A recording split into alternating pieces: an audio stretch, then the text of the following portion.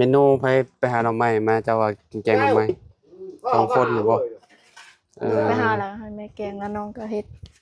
บ่สิเฮ็ดส่วนผักแต่ยังบ่ทันได้ลงหยังใช่ชวนผักหากระตังหลัก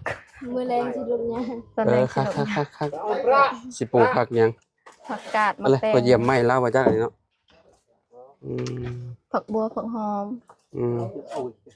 ดีแล้วมันจังประหยัดบ่ต้องซื้อเนาะยามนี้พ่นเบิดแล้วก็หวานผักหวานหญ้าก็คัก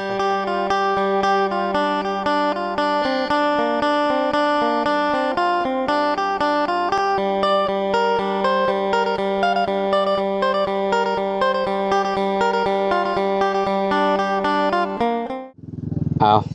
กราบสบายดีและสวัสดีเนาะพ่อแม่พี่น้อง FC เบิร์สสุขูสู่คนเนาะบ่ว่าสิอยู่ในและก็ต่างประเทศเนาะพอกันคือเก่าคือเดิมพี่น้องเอ้ยเนาะอยู่ที่เฮือนน้องหัวกับน้องจันพี่น้องเอ้ยเนาะทั้งสร้างเพิ่นก็มาลงมือเฮ็ดบันไดให้น้องหัวแล้วพี่น้องเอ้ยเนาะเมื่อวานนี้ทางเนาะทีมงานเนาะเพิ่นสั่งไม้เนาะพี่น้องอุปกรณ์เฮ็ดบันไดแล้วก็เฮือนครัวเนาะมาให้น้องหัวกับน้องจันเมื่อวานนี้พี่น้องโอ้ยสุดโหดเลยหนทางเมื่อวานนี้เนาะเมื่อวานนี้ก็น้องซ้อนเพิ่นล้างรถให้พี่น้องเอ้ยเนาะน้ำใจน้องซ้อนนี่สุดยอดเลยเนาะขอบใจหลายๆ FC ก็ว่าน้องซ้อนเนี่ยโอ้สุดยอดน้ำใจเนาะยอมรับไปเลยพี่น้องเอ้ยน้ำใจแบบหาใส่บ่ได้เนาะพี่น้องเอ้ยเพิ่นมาแต่เช้าบ่เนาะสองสาวก็ได้เนาะสวัสดีโดยกำลังทำความสะอาดหากันแล้วบ่โอ้แปลนเบิดแล้วบัดนี้เนาะกองตารางพี่น้องเอ้ยเผื่อหลายไข่ย่อยเนาะฮ้อนเนาะฮ้อนอันนี้ได้มื้อนี้พี่น้องเอ้ยเนาะฝนใครในแต่ฝนบ่ตกเมื่อวานนี้เบิ่งคลิปข่อยอยู่เมื่อวานเบิ่งอยู่บ่เมื่อวานนี่รถข่อยโอ้ยสะอาดคักเมื่อวานบ่มีเน็ตเลยบ่ได้บ่ฮะบ่มีเน็ตเลยบ่ได้บ่น้องซ้อนล้างรถให้เมื่อวานล้างให้จนเกลี้ยงงามเลยเข้ามาบ้านเจ้าเรียบร้อยคือเก่าพี่น้อยเนาะสร้างมาจากคน4ฮะใช่ละยังจ้ะ5คนบ่มาเติมน้ำหวานก่อนจักบาทหัวพี่หัวเนาะเติมน้ำหวานให้สร้างก่อนพี่น้องพี่น้องเนาะพอเรากินข้าวกินน้ำแล้วอันนี้เอาให้เจ้ากับน้องจันครับจ้ะเจ้าเลือกกินก็ได้เจ้าจะกินเนี่ยมันมีเป๊ปซี่นะครับจ้ะกินข้าวกินน้ำแล้วฮะมากินข้าวแล้วยังแกงหน่อไม้อยู่น้องไปหาหน่อไม้แม่แกบักถั่วพูได้กินบักถั่วพูชื่อบักถั่วพูน้องกระเจ้ามันลวกกินคือว่าแซ่บเมื่อวานนี่อารมณ์ดีเราอันนั้นให้ข่อยเมื่อวานข่อยมีแจ่วนำเด้อข่อยมีแจ่วอยู่นะแจ่วพริก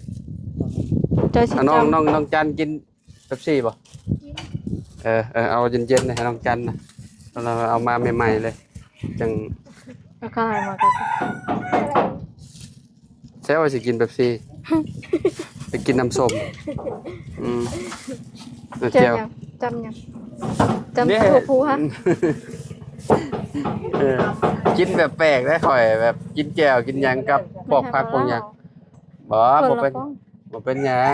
อันนี้เขาเจ้าครบวางไว้ก็ได้เมื่อไรจังกินตอนเย็นๆนี่มันอันนี้มันเริ่มร้อนแล้วมันตากแดดอันนั้นเจ้าเลือกกินรอดบ่จะกินเป๊ปซี่ก็ได้เจ้าบ่ก็สิกินจะกินสปอนเซอร์ก็บ่หลายใจน้องจันเปลี่ยนเมนูใหม่แล้วกินเป๊ปซี่เอาจันนะไปหักเดียวจะเดียวดีแล้วบ่หลายใจหักบ่เปลี่ยนแปลงกินสปอนเซอร์จะดีเวียดนามเลยแบบ มันอันนั้นดีมันเป็นเกลือแร่เด้เสียงเหงื่อเนาะแต่ว่าน้องเพิ่นเลือกถูกแล้วจะเฮ็ดเวียกเมื่อยเด้เสียงเหงื่อเด้ต้องกินเกลือแร่นะถูก ไปถึงมาแล้ว ฮะเด้โอ้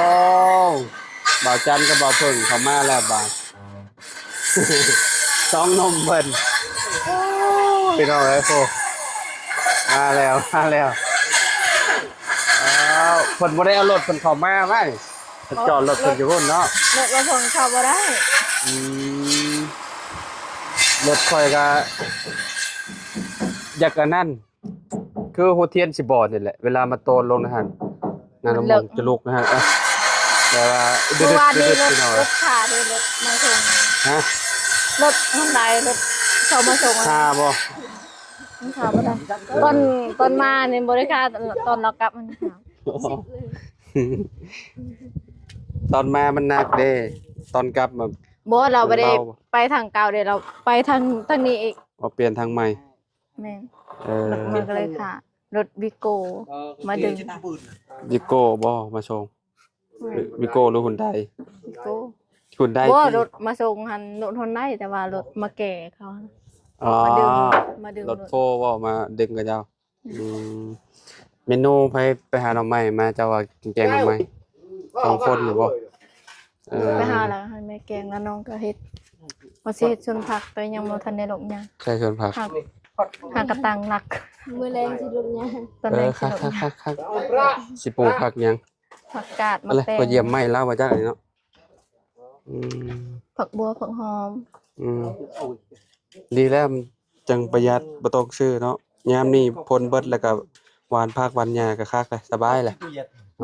หากระตังหลักบ่มันแดดตอนแรกมัน เขาว่าข่อยกลายมาเขาว่าสิเฮ็ดหยังเด้นี่เขาว่าสิปลูกหยังอยู่นี่ว่ะ ปลูกผักมันจักมันสิงามเลยบ่ เอ่อ แต่ว่า ได้หลายบ่หน่อไม้ไปเบิ่งนะปะไปเบิ่งอยู่แล้วเลาะเบิ่งหน่อยหนึงเฮือนครัวหั่นแหละเนาะโอ้น้องจันก็เฮ็ดเวียกซอยกันมื้อนี้พี่น้องเอ้ยเนาะอ๋อแบบนี้เนาะหากระตั้งบ่นี่น่ะ โดย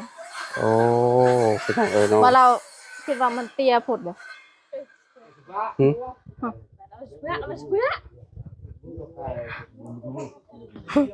ก็เลยสิพาเราทางแต่ว่าเจ้าน่ะโอเค ก็ธรรมดาใช่มั้ยก็บ่ได้ อันนี้ได้ซะ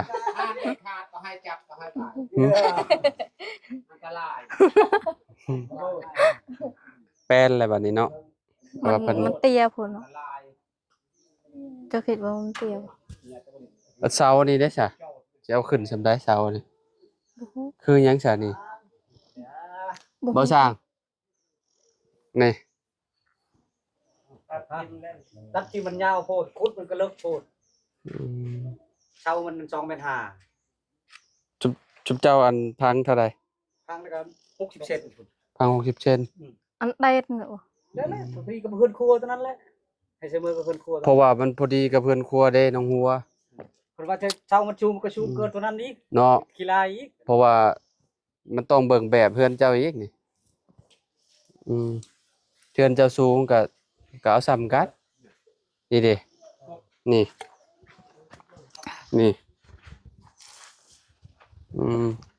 แบบมันเนาะจุบเจ้าสิรอดตารางบ่จุบเจ้าสิรอดบ่ บ่ พอดีและเพื่อเอาคานเอาหยังใส่เนาะเดี๋ยวเอ้ยงามแล้วโอ้สิแกงแล้วบ่แม่นึ่งข้าวฮาเถอะฮ้อนเลยมื้อนี้เนาะ แม่น จุดจัดเลยพี่น้องเอ้ยเทกำลังเทวางบ่โดนเนาะนี่เนาะใช่ส่วนเจ้าชวนครัว ค่อยหากะตังมื้อเช้านี่เด้ค่อยหาแค่ตอนแรกค่อยสิลงยาแล้วมื้ออื่นค่อยสิ ขุดดินสิสิปลูกผักข่อยสิ เจ้าตะข่ายที่เหลือหั่นเด้ ตัวใด เอาตะข่ายที่เหลือเด้เจ้าก็เอามาแอม เอาตัวนั้นแหละ ยังเหลือหลายบ่ ก็ลายอยู่ เจ้าก็เอามาแอมเพราะว่ายันไก่เขาเนาะเพิ่นสิเฮ็ดเพิ่นสิปลูกพี่น้องเอ้ยเนาะเพิ่นสิปลูกผักปลูกหญ้าพี่น้องเอ้ยเนาะ กว้างอยู่บ่ ปลูกผักบัวน่ะกับผักกาด นี่ ผักสลัด มักแตง ผักที่ว่าเฮากินในชีวิตประจำวันเฮาแหละเนาะน้องจันเนาะมัน กว้า เป็ ง น อยู่บ่ ใช่กว้างก็กว้างอยู่มาแต่พูนได้หลายนานอยู่เขาว่าปลูกพวกหมักแตงน้ำมีแล้วบ่ในมัน ยังบ่ทันได้ซื้อ มีบ่อยู่ในนี่น้องนี่ นี่จ้ะ นี่น้องคือเจ้าขายอยู่บ่ มีอยู่ไหนก็มี ใช่ห้าน ห่านเฮาไปซื้อเขา อ๋อซื้อข้าวให้น้องอัน พร น้อง ไซ พรน่ะนะมีที่เขาเจ้าเอามาขาย มี ก็ขากแล้วแต่ทงมาแล้วเขาเจ้าขาย บ่ฮู้ กี่ชา5,000และ10,000แล้วเนาะ ตอนนั้น7,000แต่ว่าตอนนี้บ่ฮู้จักสิได้ 10,000 อืมปลูกพี่น้องเนาะ สิปลูกหมัก ขุด แตงให้ทีมงานกิน ปลูกหมกแตงหลายเดือนอยู่ไอ้วะอืม เอาก็นี่เดือน11เดือน12ก็ได้กินปลูกหมักแตงขาวหั่นเด้อ ประมาณเดือนหนึ่งเนาะเดือน12หาเดือนหนึ่งนะ แม่นฮอดเดือนหนึง ยามฝนมันจะปลูกยากช่วงนั้นเนาะให้บิดยามฝนไปแล้วก็สบายแล้ว เพราะว่าน้องเพิ่นตัดสินใจถูกแล้ว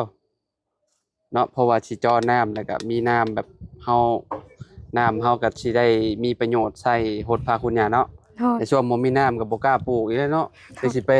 ตักน้ำหน่อย คนน้ำมาแต่ใช้มาหดก็โอ้ยเมื่อยเด้พี่น้องเอ้ยเนาะอันนี้ยัง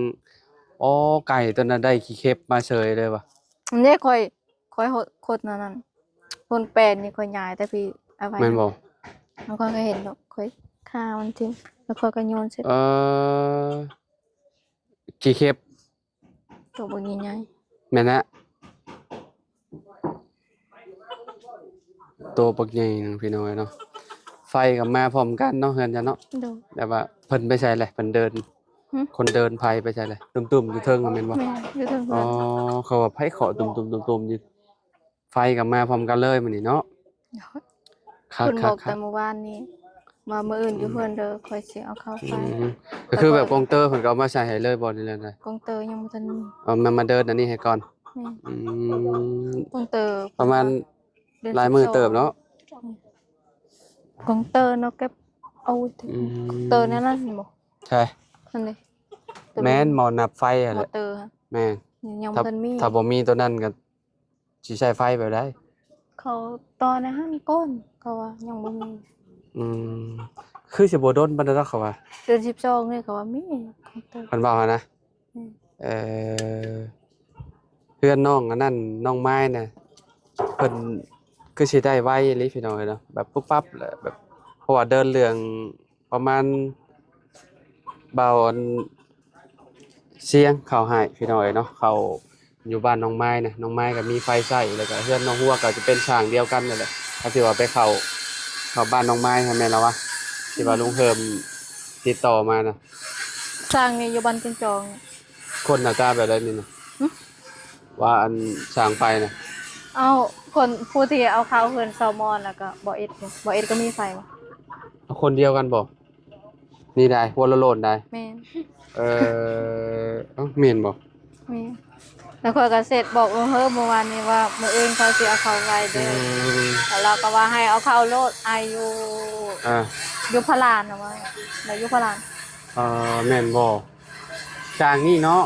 อืม อืมไปแล้วว่าสร้างเดียวกันกับพุ่นจะดอกบ่แม่นบ่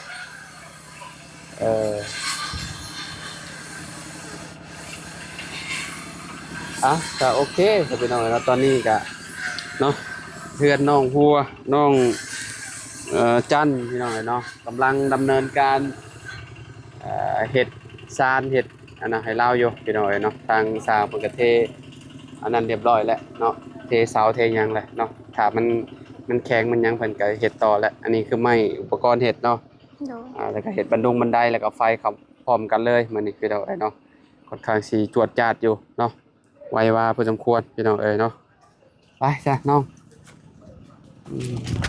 โอเคจะไปแล้วพี่น้องเนาะพบพ่อกันใหม่เนาะอยู่ดีไม่แห้ง สบายดี สบายดีเด้อพี่น้องเด้อเนาะ อ๋อพี่น้องเนาะตอนนี้ก็